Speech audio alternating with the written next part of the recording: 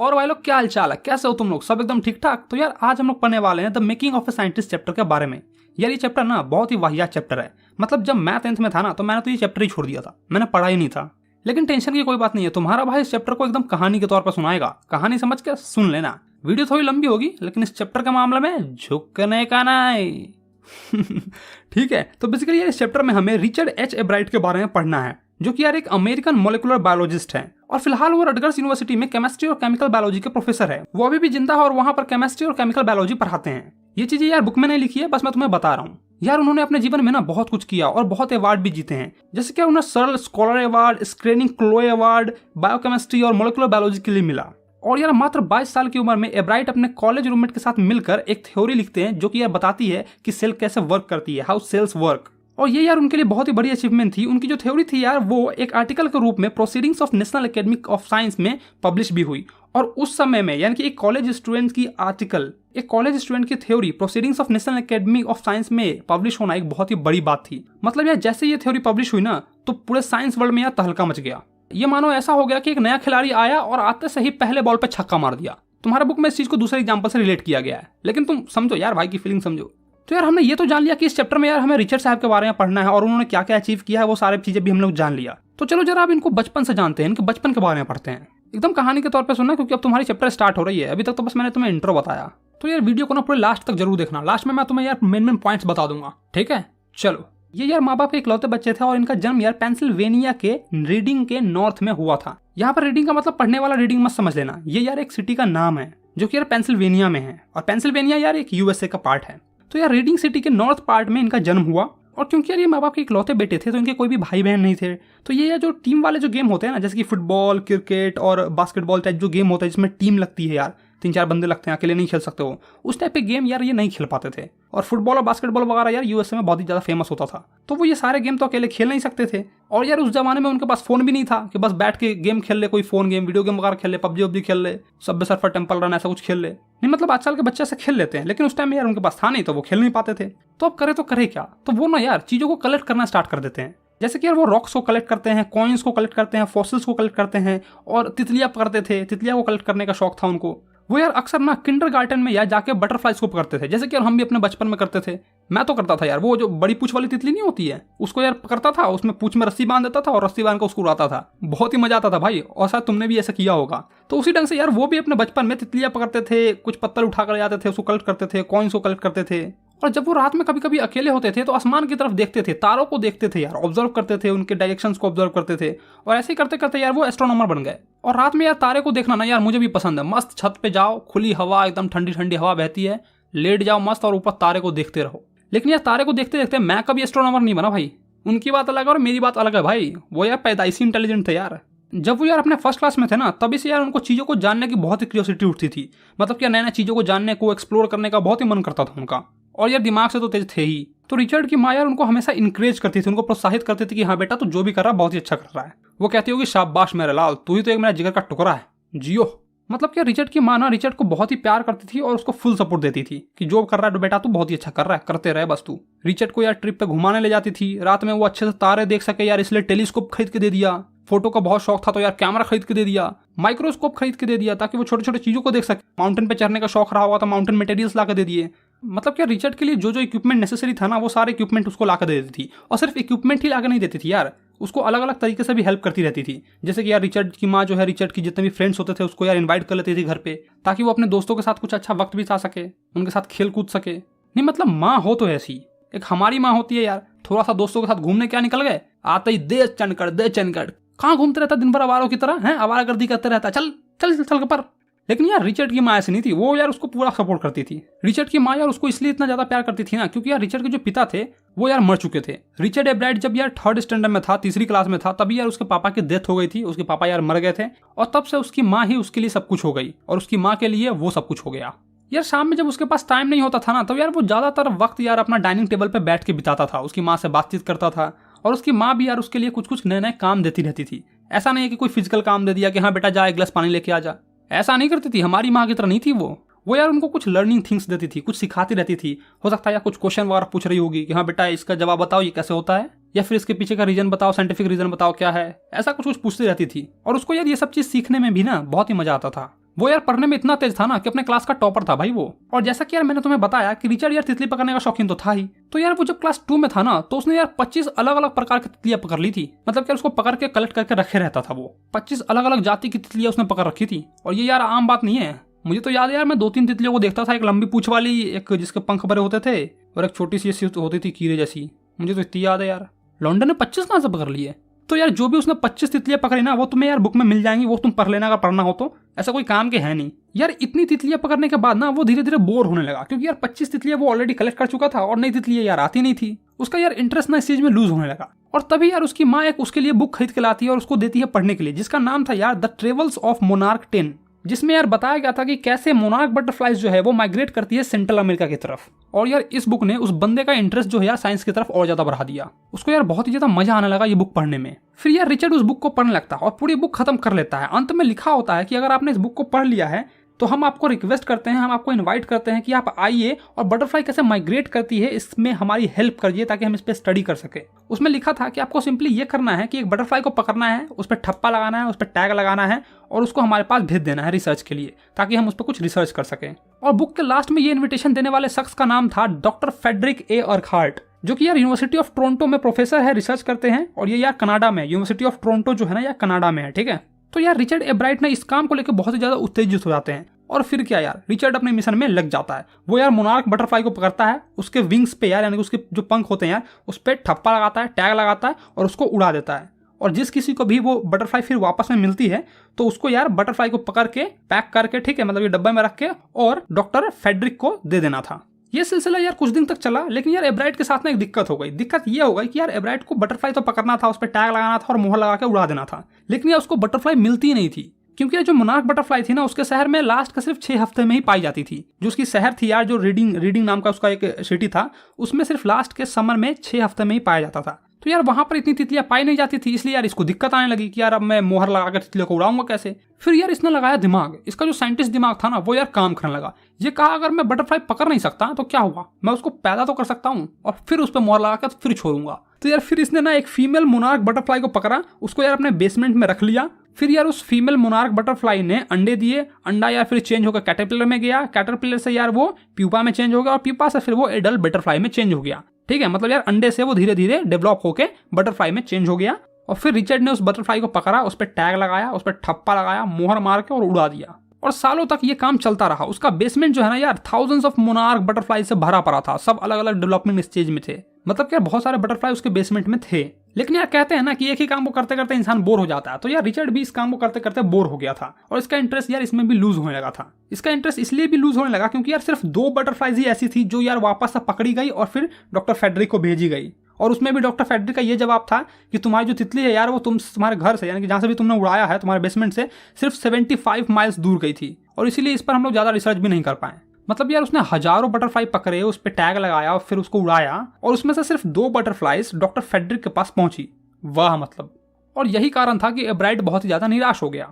उसको लगा यार मैंने इतनी मेहनत की और सिर्फ 2, मतलब समझ लो सिर्फ 2, मैं नहीं कर रहा बक हो यार, मन ही मन ऐसा बोलता है। और फिर एब्राइट 7 क्लास में पहुंचता है। 7 क्लास में पहुंचने के बाद वो काउंट्री साइंस फेयर में पार्टिसिपेट करता है, ठीक है। वहां पर यार उसको कुछ एक्सपेरिमेंट करके दिखाना था। तो यार वो एक फ्रॉग टिश्यू का स्लाइड लेता है, यानी कि मेढक का जो टिश्यू होता है उसका एक स्लाइड लेता है और माइक्रोस्कोप के अंदर में दिखाता है कि देखो एक फ्रॉग का टिश्यू जो होता है ऐसा होता है। लेकिन यार वो उस कंपटीशन में हार जाता है क्योंकि यार उसने कुछ बड़ा एक्सपेरिमेंट तो किया नहीं, सीधा एक सिंपली सा स्लाइड लेके आया और माइक्रोस्कोप के अंदर में डाल के दिखाने लगा। वो तो यार तुमने भी किया होगा अपने 9th क्लास में, जो तुम्हारा सेल चैप्टर था बायोलॉजी में, आई थिंक चैप्टर 6 था या फिर कुछ था, उसमें तुमने पढ़ा होगा और फिर तुमने माइक्रोस्कोप में देखा होगा। कौन सी बड़ी बात है। तो यार उसने कोई बड़ा एक्सपेरिमेंट तो नहीं किया, इसलिए वो हार गया। और कहते हैं ना कि ठेस लगने के बाद ही अकल खुलती है। तो यार रिचर्ड के साथ भी वही हुआ। उसे पता लग गया कि एक्चुअली में रियल एक्सपेरिमेंट किसको कहते हैं और उसे करना क्या है। वो ठान लेता है कि जब अगली बार मैं साइंस फेयर में एंट्री लूंगा तो एक रियल एक्सपेरिमेंट के साथ लूंगा। और फिर वो सोचने लगता है कि अब मैं करूँ तो करूँ क्या, कौन सा ऐसा एक्सपेरिमेंट करूँ जिससे मैं अगली बार जीत जाऊँ। वो यार अभी तक सिर्फ बटरफ्लाई के बारे में ही जानता था, उस पर टैग वगैरह लगाता था और उड़ाता था।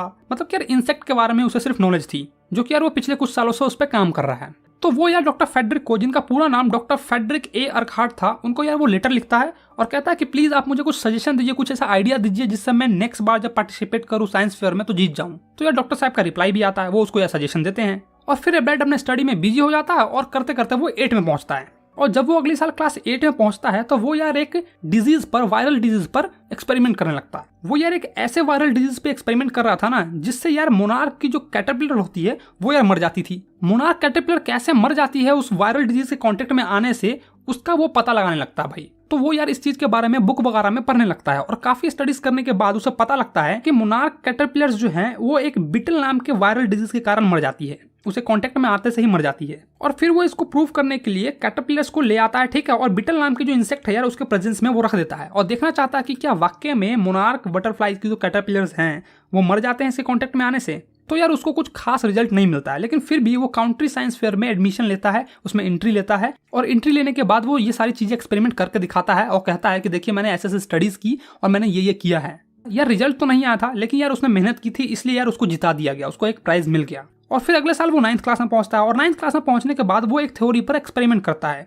वो ये जानना चाहता था कि आखिर वाइसरॉय बटरफ्लाइज जो है वो मोनार्क्स बटरफ्लाई को कॉपी क्यों करती है, और इसी प्रोजेक्ट पर यानी कि इसी थ्योरी पर वो काम कर रहा था। लोगों का ऐसा मानना था वाइसरॉयज बटरफ्लाइज जो है वो मोनार्क्स बटरफ्लाइज को इसलिए कॉपी करते हैं ताकि वो बर्ड का फूड बनने से बच सके, क्योंकि यार मोनार्क बटरफ्लाई जो है ना वो बर्ड को खाने में उतना अच्छा नहीं लगता है और इसीलिए वाइसरॉय बटरफ्लाई जो है वो मोनार्क को कॉपी करती है, मोनार्क की तरह दिखती है ताकि अगर बर्ड देखेगी तो लगेगा कि ये मोनार्क है और उसको खाएगी नहीं। तो एब्राइट इस प्रोजेक्ट पे काम करने लगते हैं और वो जानना चाहते हैं क्या वाकई में यही रीजन है।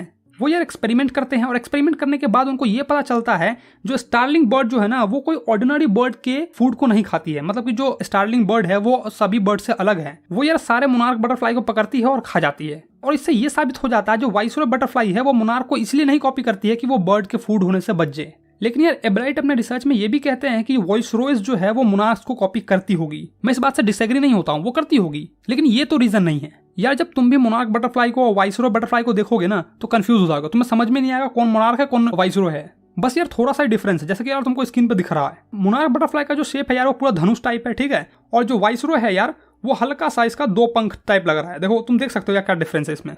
और फिर एब्राइट जो है ये एक्सपेरिमेंट साइंस फेयर में दिखाते हैं, शो करते हैं, ठीक है, तो उनको यार जूलॉजी सेक्शन में फर्स्ट प्राइज मिल जाता है और ओवरऑल साइंस में यार उनको 3rd प्राइज मिलता है। साइंस के भी अलग अलग ब्रांच होते हैं ना यार, zoology branch, biology branch, chemistry branch, technology branch, physics branch. तो वैसे ही यार जूलॉजी में उनको फर्स्ट प्राइज मिलता है और ओवरऑल साइंस में यार उनको 3rd प्राइज मिल जाता है जब वो क्लास 9th में थे। और फिर यार वो पहुंच जाते हैं 10th क्लास में बिल्कुल तुम्हारी तरह, और वहां भी वो एक्सपेरिमेंट अपना जारी रखते हैं। वो यार एक अननोन इंसेक्ट के हार्मोन पे काम कर रहे थे, उस पर यार वो उसको डिस्कवर कर रहे थे।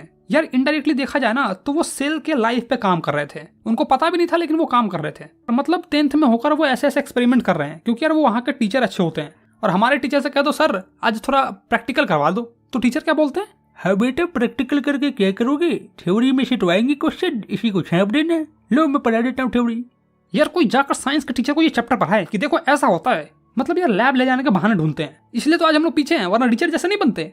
खैर यार चलो छोड़ो इनकी बातें, पढ़ाई पे वापस आते हैं। तो रिचर्ड यार 10th क्लास में इंसेक्ट के हार्मोन्स पर काम कर रहे थे। उनके मन में यार सिर्फ एक ही सवाल था, जो मोनार्क तितलियां होती है यार उनके प्यूपा पे ये गोल्डन स्पॉट कलर का ये क्या होता है, ये छोटे छोटे जो गोल्डन स्पॉट जो हैं, छोटे छोटे जो दाग हैं, ये एक्चुअली में है क्या और इनका क्या काम है। अगर हम जैसे इंसानों से पूछा जाए ना कि ये क्या है तो हम तो कहेंगे भाई ये तो डिजाइन है इसका।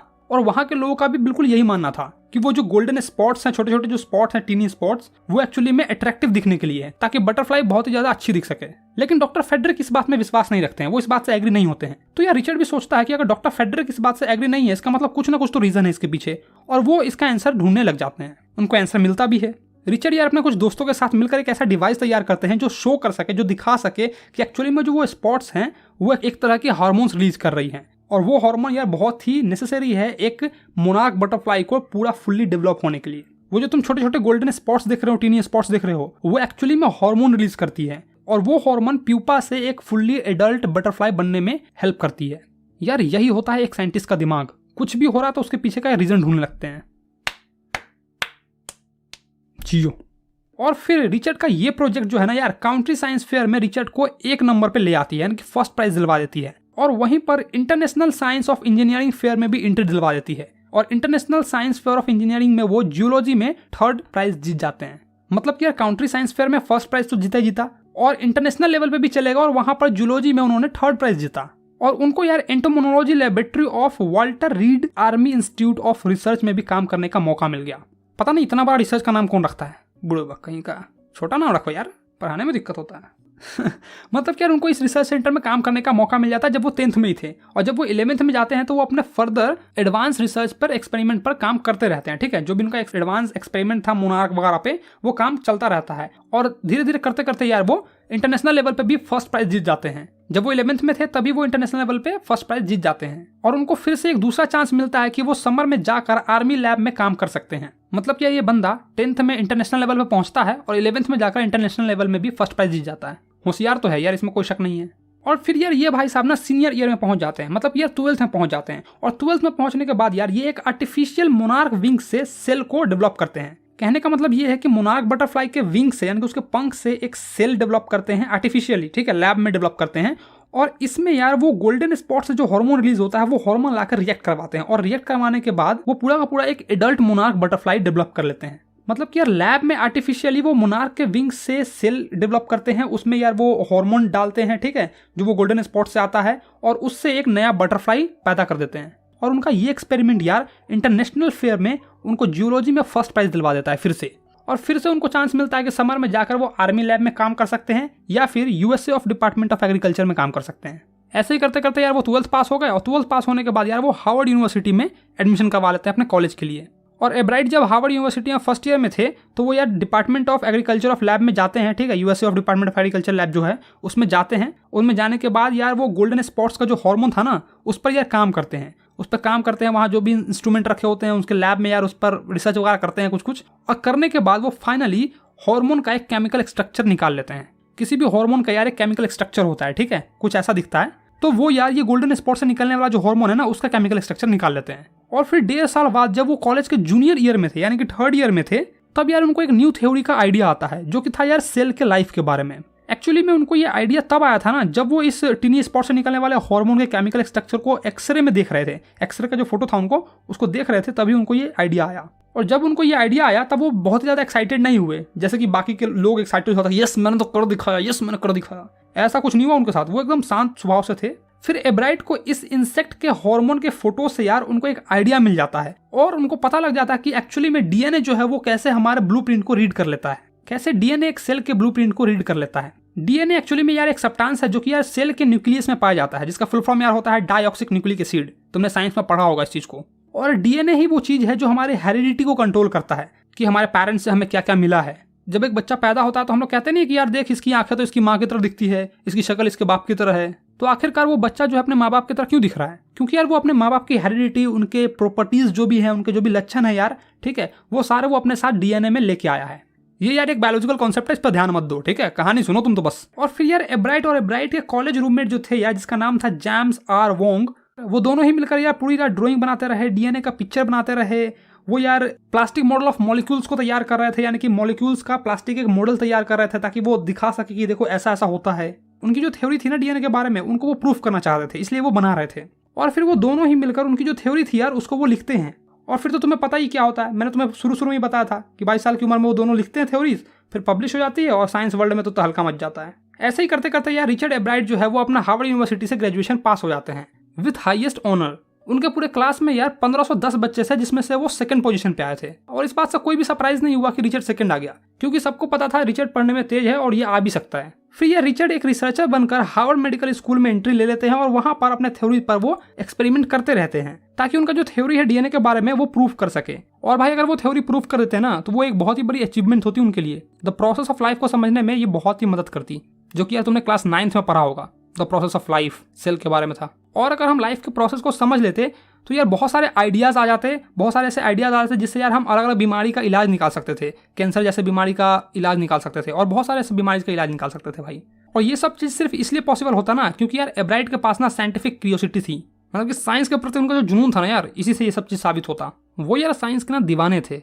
और इस सब की शुरुआत तब होती है जब वो हाई स्कूल में थे, जब वो 9th-10th में थे यार, जब उन्होंने यार वो छोटा सा गोल्डन स्पॉट पे एक्सपेरिमेंट स्टार्ट किया था जिसमें पता चला था कि यार इसमें हार्मोन रिलीज करती है ये, तभी से ये सारी चीजें होने लगी। एब्राइट यार सिर्फ साइंस के पीछे पागल नहीं थे, वो यार डिबेट में भी चैंपियन थे, ठीक है, पब्लिक स्पीकर भी थे, उनको यार फोटोग्राफी भी बहुत अच्छी आती थी, स्पेशली यार वो नेचर के फोटो बहुत ही अच्छे लेते थे, और साइंस में तो पागल थे ही, तुम्हें पता ही है। रिचर्ड यार अपने हाई स्कूल में ना बहुत ही सीधे साधे बंदे थे और इधर उधर ज्यादा करते भी नहीं थे, मतलब जैसे बाकी के बच्चे होते हैं ना, स्पॉट में भाग ले लिया, कभी उधर कर लिया, लड़कियां तार रहे हैं, कुछ भी मतलब कर रहे हैं, तो ऐसे बंदे वो नहीं थे, बहुत ही सीधे साधे बंदे थे। और इसीलिए स्टडी करना उनके लिए बहुत ही ईजी था। वो अपना ज़्यादातर एनर्जी जो है ना वो रिसर्च में लगाते थे, डिबेट कंपटीशन में लगाते थे, और वो debate and model unit of Nations club में पार्टिसिपेट भी कर लेते थे। उनकी यार बहुत ही लोगों से जान पहचान भी हुई, जिसमें से यार उनके एक सोशल स्टडी के टीचर भी थे जिनका नाम था यार रिचर्ड ए वायरर। अपने सोशल स्टडी के टीचर से वो ज़्यादा कनेक्ट हो गए थे। रिचर्ड एब्राइट के टीचर कहते हैं कि वो बहुत ही अच्छा लड़का है, और मुझे उसकी ये बात हैरान कर देती है कि वो दिन में तो अपना एक्सपेरिमेंट करता ही करता है, लेकिन वो रात में 3 से 4 घंटे डिबेट कंपटीशन के लिए भी निकाल लेता है, डिबेट रिसर्च के लिए भी निकाल लेता है।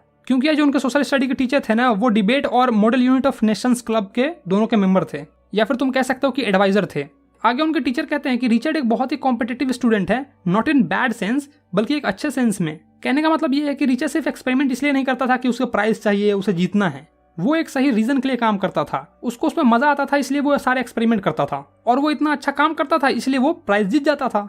वो हमेशा बेस्ट बनना चाहता था, और यही कारण है कि एब्राइट आज इतना बड़ा साइंटिस्ट है। अगर तुम्हें भी साइंटिस्ट बनना है तो यार अपने माइंड को हमेशा फ्रेश रखो, और साइंस के पीछे जो क्यूरियोसिटी है ना उसको बढ़ाओ यार। अपने दिमाग को सही चीज सोचने में लगाओ, और एक सही कारण के लिए प्राइज जीतो। ऐसा बिल्कुल भी नहीं होना चाहिए कि प्राइज जीतने के लिए तुम किसी भी हद तक गिर जाओ, कोई भी एक्सपेरिमेंट झूठ मूठ कर दो। अगर तुमको लगता है कि हाँ इसके पीछे कोई कारण है तब करो ना। यार रिचर्ड एब्राइट में ना ये सारी क्वालिटी थी, और ये सारी क्वालिटी उसके अंदर तब आई जब वो बुक पढ़ा था जो उसकी माँ ने उसे दिया था, जिसका नाम था यार द ट्रेवल्स ऑफ मोनार्क 10।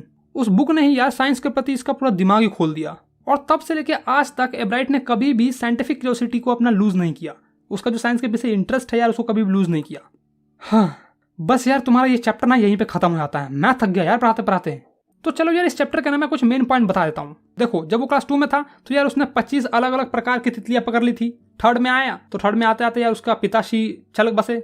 उसके बाद उसने यार 7th में काउंट्री साइंस फेयर में पार्टिसिपेट किया, और वहाँ पे यार वो हार गया। फिर यार वो 8 में आया, 8 में आने के बाद यार वो जीत गया। भले यार उसको रिजल्ट तो नहीं आए थे, लेकिन वो फिर भी जीत गया था। वायरल डिजीज पे काम किया था, याद आ रहा होगा तुम्हें। फिर यार 9th में उसने वाइसरॉय बटरफ्लाई पे काम किया, जिसमें यार उसने बताया कि यार वाइसरॉय जो है वो मोनार्क को क्यों कॉपी करती है। एक्चुअली में बताया नहीं था, बस लोगों की मिथ को उसने दूर किया था। 10th में आकर यार उसने उस छोटे से गोल्डन स्पॉट में जो हार्मोन रिलीज होते हैं और उस पर काम किया, उसमें बताया कि ये हार्मोन रिलीज करती है। हाई स्कूल के जूनियर ईयर में यानी कि 11th में यार वो एडवांस एक्सपेरिमेंट करता रहा, और इंटरनेशनल साइंस फेयर में यार नंबर 1 बन गया।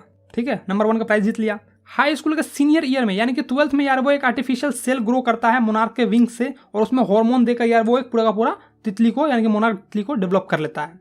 फिर यार हार्वर्ड यूनिवर्सिटी में एडमिशन लेता है, और फर्स्ट ईयर में यार वो एक्सपेरिमेंट करता है वही गोल्ड स्पॉट पे। ठीक है, वो गोल्ड स्पॉट के हार्मोन पे रिसर्च करता है। थर्ड ईयर में आते आते यार उसको एक नया थ्योरी का आइडिया आता है, जिसमें यार वो डीएनए के बारे में बताता है कि डीएनए जो है वो ब्लूप्रिंट ऑफ लाइफ है। और फिर यार वो अपना ग्रेजुएशन पास कर लेता है 2nd रैंक से। तो बस यार इतना ही पढ़ो, ज्यादा पढ़ोगे दिमाग हैंग कर जाएगा। मैं अपना वीडियो यार यहीं पे बंद करता हूँ। तो अगर तुम्हें वीडियो अच्छा लगा तो यार वीडियो को लाइक करो, अपने दोस्तों के साथ इसको जरूर शेयर करना यार, इतनी मेहनत से बनाइए, शेयर जरूर कर देना। और अगर तुमने अपने भाई का चैनल अब तक सब्सक्राइब नहीं किया तो क्या कर रहे हो भाई लोग, चैनल तो सब्सक्राइब कर लो, हैं फ्री का यार, कर लो। चलो तो मैं मिलता हूँ तुम्हें नेक्स्ट वीडियो में, बाय बाय।